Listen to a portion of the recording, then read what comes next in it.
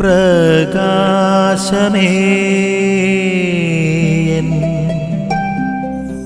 മിഴി തുറക്കുക വേഗം.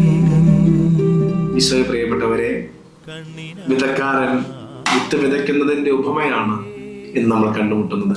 പലയിടങ്ങളിൽ ഈ വിത്തുകൾ ചെന്ന് വീഴുന്നുണ്ട്. അത് പാറയിടുക്കിൽ, വഴിയരികിൽ, മുൾച്ചെടികൾക്കിടയിൽ, നല്ല നിലത്ത്.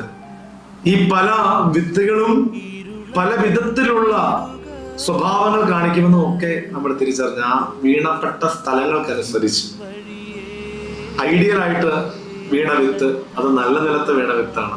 അത് തന്നെ പല വിധത്തിൽ 30 മേനി, 60 മേനി, 100 മേനി പല വിധത്തിലുള്ള ഫലങ്ങൾ പുറപ്പെടുവിക്കുന്ന വിത്തുകളായി തീരുന്നുവെന്ന് നമ്മൾ കാണുന്നുണ്ട്. വിത്ത് വീണ സ്ഥലങ്ങളിൽ തന്നെ അതിന്റെ സ്വഭാവം മാറുന്നുണ്ട്.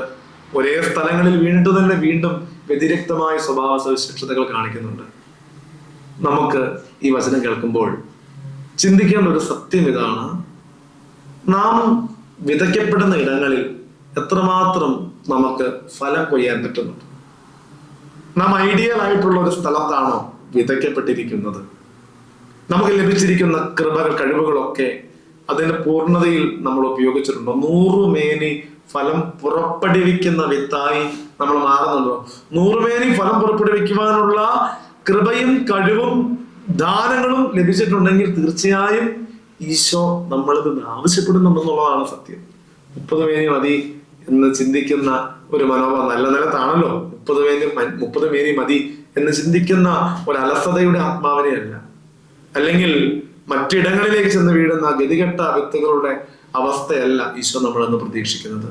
100 മേനി കർത്താവിനോട് ചേർന്നുകൊണ്ട് ഫലം പുറപ്പെടുവിക്കുവാൻ, ലഭിച്ചിരിക്കുന്ന സാധ്യതകളിൽ 100 മേനി ഫലം പുറപ്പെടുവിക്കുന്നവരായി മാറുവാൻ ഞങ്ങളെ എവരെയും അനുഗ്രഹിക്കണമേ എന്ന് നമുക്ക് ഈ ദിവസം ഈശോയോട് പ്രാർത്ഥിക്കാം. അതിനുള്ള കൃപ ഈശോ നമുക്ക് നൽകട്ടെ.